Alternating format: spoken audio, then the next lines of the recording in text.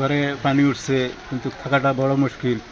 এখন বড় সমস্যা হয়ে গেছে। গবাদি পশুগুলো কি করছেন? পশুগুলা সব নষ্ট হয়ে গেছে। আচ্ছা আচ্ছা, অনেক কিছু নষ্ট হয়েছে। আচ্ছা আচ্ছা, মানহানির এখনো ঘটনা ঘটবো সামনের দিকে আর কি, সম্ভাবনা আছে আর কি। এখন কষ্ট করে চলাফেরা করতেছে, পানিটা নিয়ে অনেক ঘর দুয়ারে উঠে গেছে আর কি।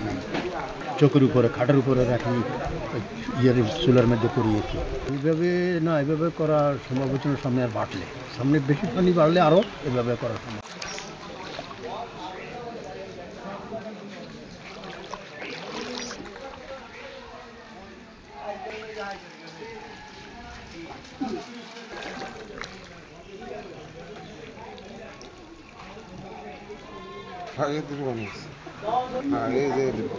আমি থাকি না, তাই আমি থাকি এখানে, আর ওয়াইফকে আমি যে এখানে আনি রাখছি। বহুত কষ্টতে আছে, সব ভিজি নষ্ট হয়ে গেছে। ঘর গেছে কাটতে হবে, ঘর কাটতে গেছে।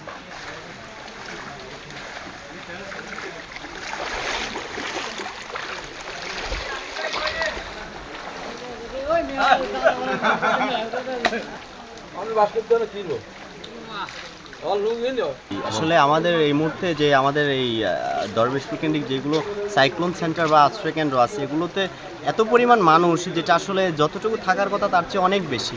তো এই মুহূর্তে এসে ওনাদেরকে যেমন জায়গা দেওয়াটা খুব একটা সম্ভব হচ্ছে না, একই সাথে ওনারা ওইখানে থাকাটা খুব ক্রিটিক্যাল হয়ে যাচ্ছে। পাশাপাশি ওই আশ্রয় কেন্দ্র বা সাইক্লোন সেন্টারগুলোতে ইতিমধ্যে পানির কারণে প্রায় ডুবে যাচ্ছে। আসলে এই মুহূর্তে আমাদের মানে কি করণীয় আমরা সেটা বুঝতে পারতেছি না। এই মুহূর্তে আমাদের মনে হয় যে আমাদের সমাজে যারা বিত্তমান আছেন বা রাষ্ট্রের যারা দায়িত্বে আছেন, আমার মনে হয় আপনারা আমাদের বিষয়গুলো একটু দেখা দরকার।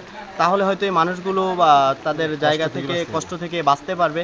এবং আমাদের কিছুটা হলো এই যারা এখন সাইক্লোন সেন্টারে আছে, খাওয়ার কষ্ট, থাকার কষ্ট, একই সাথে যেহেতু মানে যতটুকু লোক থাকার কথা তার চেয়ে অনেক বেশি, তো সেক্ষেত্রে এই মুহূর্তে থাকাটা অনেক কষ্টের।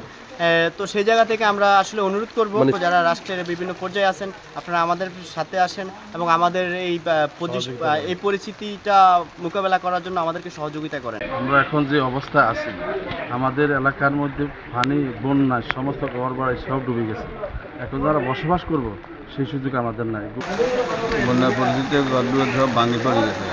এখন থাকতে আছে ঘরের উপরে, চোখের উপরে পানি না, ঘরের ভিতরে বিড়িতে পানি। কচুয়া থেকে সমিতির বাজার পর্যন্ত আমরা যাতায়াত করতেছি, আমাদের এখানে পানি 1 মাঞ্জা পর্যন্ত পানি। আমরা খুব কষ্টে আছি, তো বাড়িতে যাওয়া যায় না, বাড়ি থেকে বাইরে হওয়া যায় না, বাড়িতে ঘর দুয়ার সব ডুবে গেছে। আমরা এখন খুবই অবস্থা খারাপ।